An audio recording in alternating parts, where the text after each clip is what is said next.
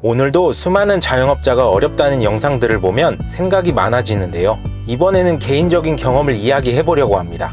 저에게 상담을 요청하시는 분들은 장사가 잘 되어 사업으로 확장을 하시고자 하시는 분들이 대부분인데요. 하지만 간혹 매출이 어려워 연락을 주시는 분들이 있습니다. 상담이 아닌 클레임으로 말이죠. 내가 지금 쓰고 있는 식자재가 너무 비싼 것 같다. 저렴하게 받을 수 있는 식자재 회사를 소개시켜달라. 대충 이런 내용이죠. 근데 이야기를 해보면 결국 식자재 단가 문제가 아니라 장사가 안 되어 스트레스를 받고 계셨죠. 어쩌면 당연하겠죠. 장사가 잘 되고 바쁘다면 식자재 단가, 원재료비 이런 숫자를 매일매일 체크할 여유는 없으실 테니까요.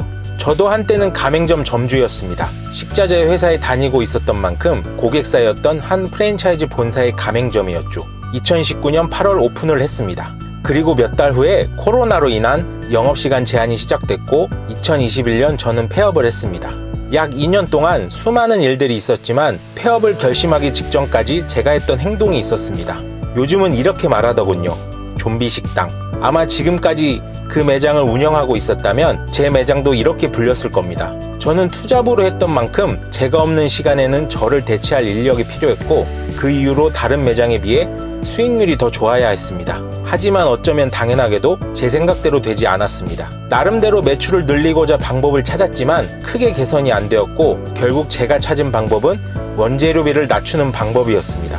나름 식자재 쪽으로는 경험도 있었고 주변에 도와주신다는 분들이 있었던 만큼 어느 정도 개선이 되겠다 싶었죠. 하지만 결과는 그렇지 못했습니다. 단순히 원재료비 5%, 10% 줄인다고 해결될 문제가 아니었던 것이죠. 제가 드리고 싶은 이야기는 결국 모든 원인과 해결책은 매출이라는 것입니다. 장사가 안 되는 상황에서 원재료비, 인건비는 근본적인 해결책이 아니었죠. 굳이 제 이야기를 드리는 이유는 지금 혹시 장사가 안 되어 매장에서 홀로 더 저렴한 식자재를 찾아 인터넷 검색을 하고 계신 분들이 있으시다면 당장 멈추셨으면 합니다.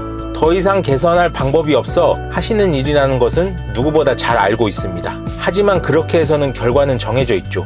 그러면 이러한 상황에서는 어떻게 해야 할까요? 당연히 매출을 올려야 합니다. 이걸 누가 모를까요? 그래서 저는 한 가지 제안을 드리고 싶습니다. 지금보다 원재료비를 높여보시라는 것입니다. 이게 무슨 말인가 싶으시겠지만 지금보다 훨씬 양 많이 보기 좋게 메뉴 구성을 해서 판매하는 것입니다. 당장 마케팅을 적극적으로 한다고 하더라도 개선이 어려우실 겁니다. 왜냐고요?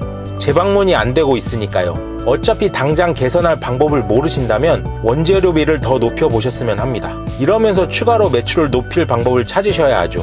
이렇게 제안은 드리지만 지금 누구보다 힘드시다는 것을 잘 알고 있습니다. 그렇다고 포기할 수는 없잖아요. 내 매장이 지금 좀비 식당이라면 한번 원재료비를 확 높여보세요. 항상 응원합니다. 지금까지 도움이 되셨다면 좋아요, 구독 부탁드립니다. 감사합니다.